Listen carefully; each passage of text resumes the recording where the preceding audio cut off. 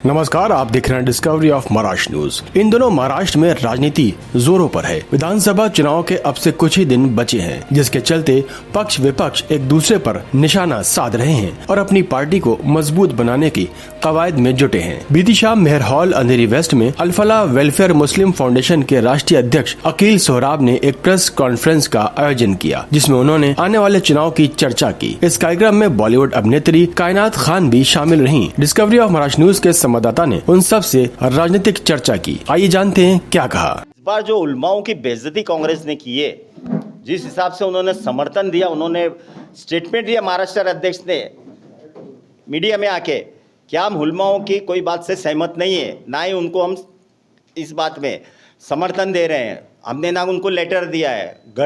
खड़गे साहब राष्ट्रीय अध्यक्ष, उन्होंने बोला नहीं, हम इस मामले में हम कुछ नहीं कर सकते। तो भाई, देश का प्रधानमंत्री बैठे हैं ना, हम चलते हैं ना आपके साथ देश के प्रधानमंत्री के पास में। चलिए, हम अजीत दादा पवार साहब से बात करके आपका उधर अपॉइंटमेंट रखेंगे उलमाओं का, आपके मुसलमानों के जितने मसले लेके बैठ के उधर सॉल्व करेंगे ना, क्योंकि उनके पास में अधिकार है।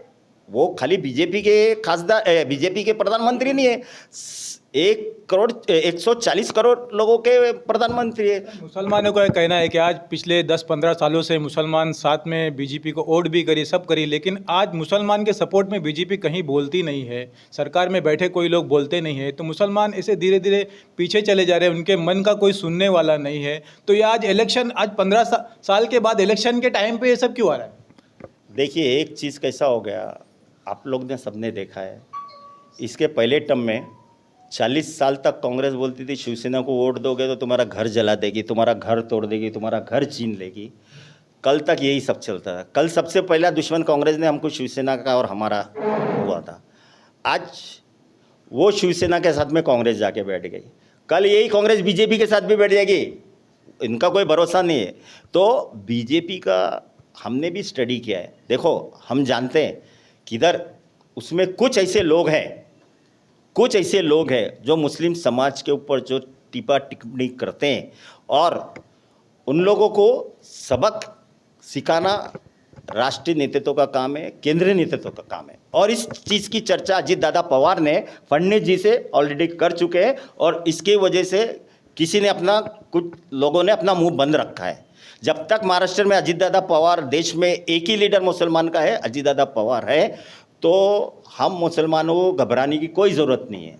आप मुसलमानों के घबराने की बात करते हैं, 2.5 साल से जो सरकार यहाँ पे बैठी है, अभी पिछली बार भी आपने देखा कि मुसलमानों के जो पैगंबर हैं हज़रत मोहम्मद सल्लल्लाहु अलैहि वसल्लम, उनके खिलाफ जो अभद्र टिप्पणी नीतीश राणे भी कर रहा है, वो भाजपा पार्टी से है, और रामगिरी महाराज भी है। तो अब तक उनके ऊपर इतनी एफआईआर दर्ज होने के बाद भी कोई कार्रवाई नहीं कर पाई आपकी सरकार पे, ऐसा क्यों?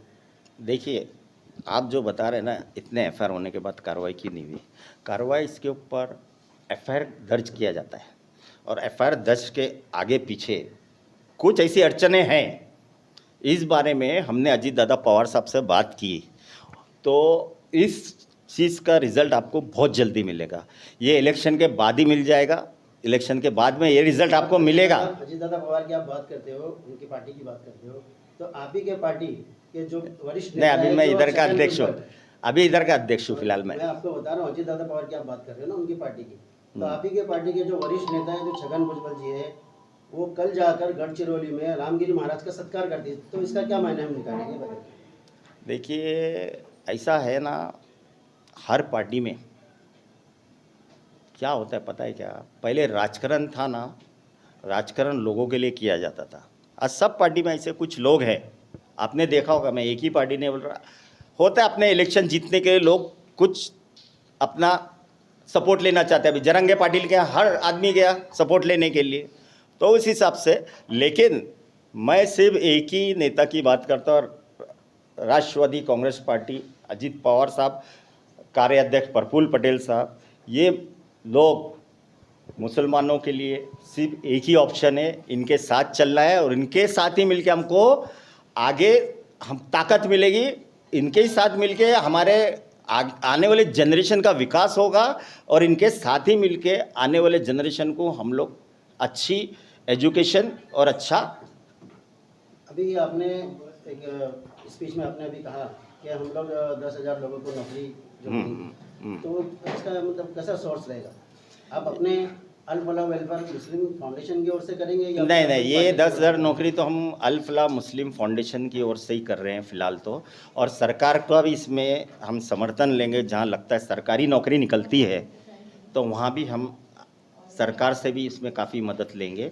लेकिन 10,000 का हमारा टारगेट है, उसके बाद 25,000, उसके बाद 50,000, उसके बाद 1,00,000। Thank you. मेरा नाम कायनात खान है, एक्ट्रेस कायनात खान। जी, आप इस मीटिंग में आए, आपको क्या समझ में आया, क्या बोलना चाहिए? अजीत पवार दादाजी को वोट देना है, बिकॉज मैं ये टीम में काम कर रही हूँ बहुत साल से।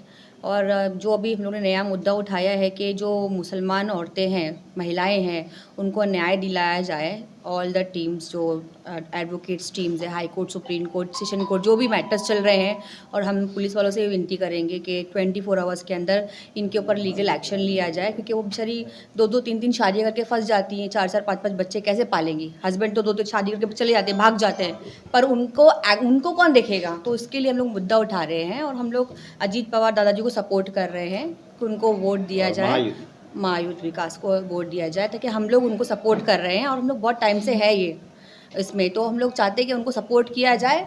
और वो बहुत काम करेंगे मुसलमानों के लिए, वो वक्त बताएगा, अभी तो बोल नहीं सकते। इलेक्शन के बाद हम आपको ज़रूर दिखाएंगे, और हमारी टीम इतनी स्ट्रांग है वेरी गुड। कि वो हमारे एडवोकेट्स की टीम के साथ जब हम